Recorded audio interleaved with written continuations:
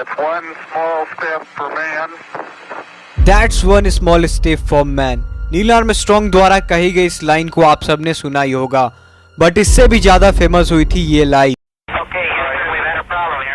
Friends, मैं बात कर रहा हूँ अपोलो 13 मिशन की, नासा के अपोलो सीरीज के 7th क्रूड मिशन और 3rd लूनर लैंडिंग मिशन की, जो लॉन्च के सेकंड दिन ही अपोलो 11 से भी ज्यादा फेमस हो गया था, जिसकी वजह थी एक बहुत बड़ी सक्सेसफुल फेल्यूर बाय नासा।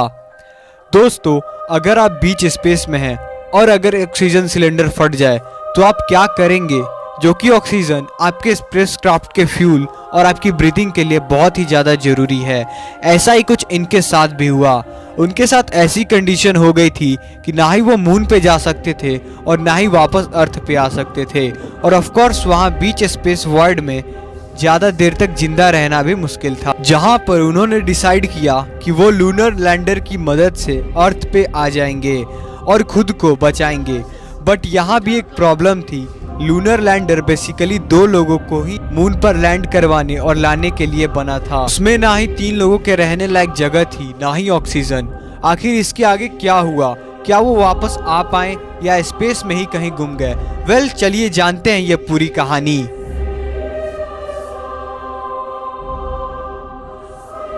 सबसे पहले हम बात कर लेते हैं मिशन में यूज होने वाले स्पेसक्राफ्ट की, जो कि बेसिकली 3 पार्ट्स में डिवाइडेड था, जो कि था लूनर मॉड्यूल यानी Aquarius, service module and command module. दोस्तों, एस्ट्रोनॉट की भाषा में बात करें तो command module and service module को मिला के ही ऑर्बिटर बनता है। तो क्रू मेंबर्स यानी mission commander Jim Lovell, commander module Jack Swigert and lunar module pilot Fred Haise moon के ऑर्बिटर में पहुंचने से पहले ये लोग कमांडर मॉड्यूल में ही रहने वाले थे। Drinking water, electricity supply and basic facility, ये सभी सर्विस मॉड्यूल प्रोवाइड करता है।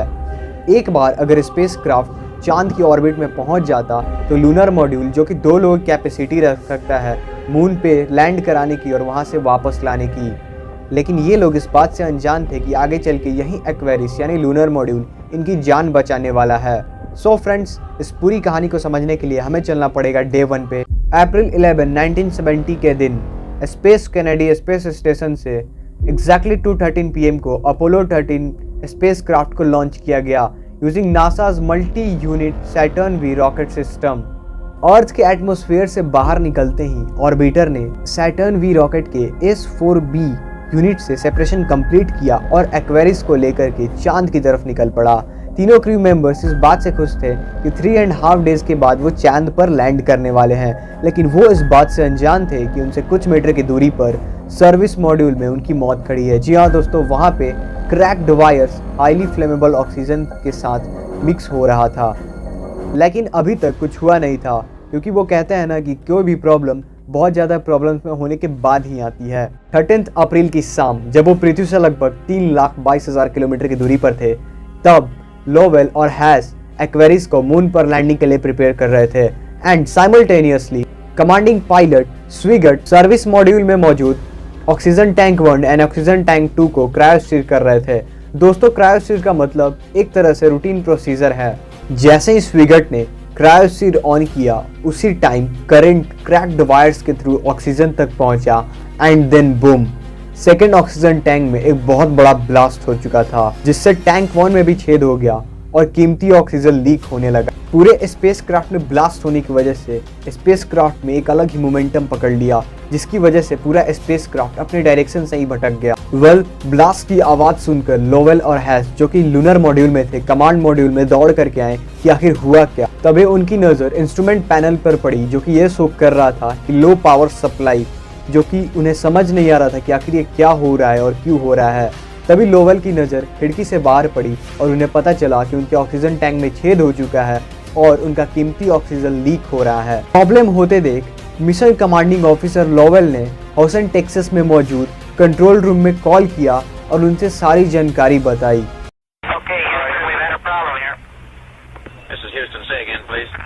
ये सुनते ही कंट्रोल रूम में मानो सबकी सांसें थम सी गई थी, क्योंकि ना ही वो अर्थ के पास थे और ना ही वो मून के पास थे। उन्हें बिल्कुल नहीं समझ में आ रहा था कि आखिर करे तो क्या करे, इन्हें वापस कैसे लाया जा सकता है।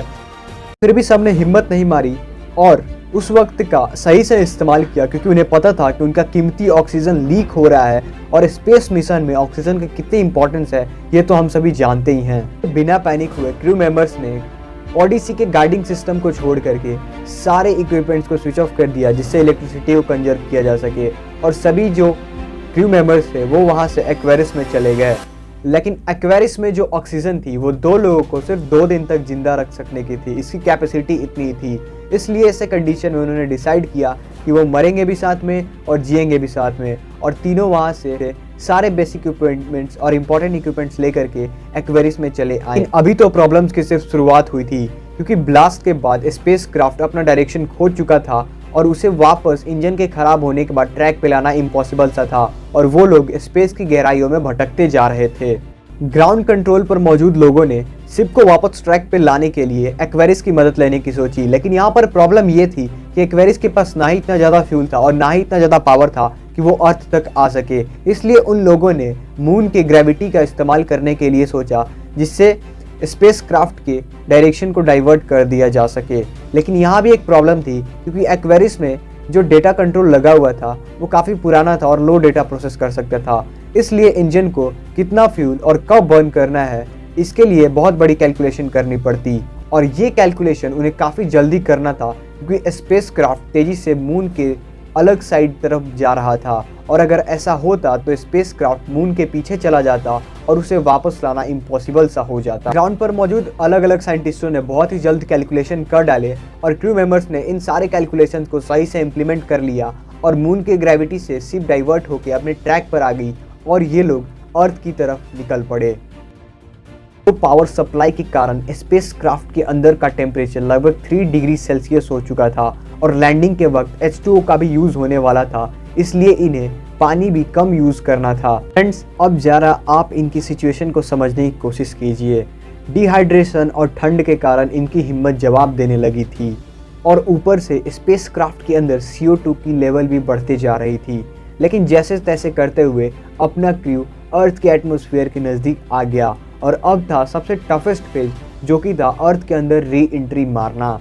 स्पेस क्राफ्ट को मैनुअली गाइड करते वक्त इस बात का ध्यान रखना था कि ये किस एंगल पर पृथ्वी पे एंटर करती है, जो कि 5.5 से 7.5 डिग्री तक होनी चाहिए, क्योंकि अगर वो इससे कम होता है तो स्पेस एटमॉस्फेयर एक लिक्विड की तरह एक्ट करेगा। जिस तरह से एक पत्थर को फेंकने पे वो बाउंस बैक होता है, उसी तरह से स्पेस क्राफ्ट भी बाउंस बैक हो जाता, और अगर यह एंगल ज़्यादा होता तो किसी मेटियोराइट की तरह स्पेस क्राफ्ट जल करके राख हो जाता। बहुत सारी कोशिशों के बाद उन्होंने एक राइट एंगल, सही एंगल पर स्पेस क्राफ्ट को एटमॉस्फेयर के अंदर उतार दिया, और फिर वे लोग एक्वेरियस से ओडिसी में वापस चले गए और एक्वेरियस और सर्विस मॉड्यूल को अलग सेपरेट करने लगे, क्योंकि जो हीट डेवलप होती है एटमॉस्फेयर पे लैंड करने के वक्त उसे एक्वेरियस और सर्विस मॉड्यूल नहीं झेल पाते। 17 को फाइनली स्पेस क्राफ्ट अर्थ के एटमॉस्फेयर में इंटर कर गया, और एग्जैक्टली 1:13 PM को पैराशूट की मदद से वो लोग पैसिफिक ओशन में लैंड किए, और यहाँ से उन्हें रेस्क्यू कर लिया गया। और दोस्तों, इसके बाद सारी स्पेस एजेंसियों ने अपने अंदर बहुत सारे चेंजेस लाए, जिससे चल के आगे चल के ऐसी प्रॉब्लम्स ना हो। दोस्तों, यह थी अपोलो 13 की कहानी। दोस्तों, अगर आपको इस वीडियो से कुछ भी सीखने को मिला हो तो इस वीडियो को लाइक कीजिएगा, और ऐसी वीडियोस के लिए हमारे चैनल को सब्सक्राइब कर देना। Thank you so much for watching. तब तक के लिए कीप लर्निंग, कीप ग्रोइंग।